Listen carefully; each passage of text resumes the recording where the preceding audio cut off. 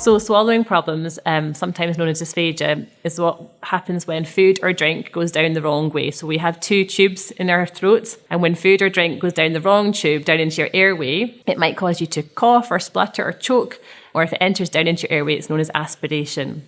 And if food and drink goes down into your airways frequently, then it can lead to chest infections, and that can in turn lead to something very serious like pneumonia, and unfortunately even to death.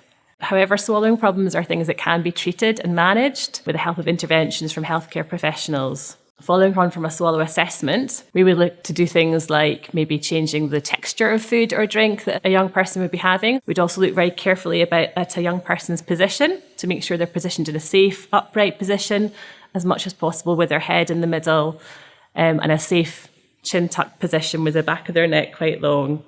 We'd look at communication at meal times and how a helper could support somebody to eat and drink safely.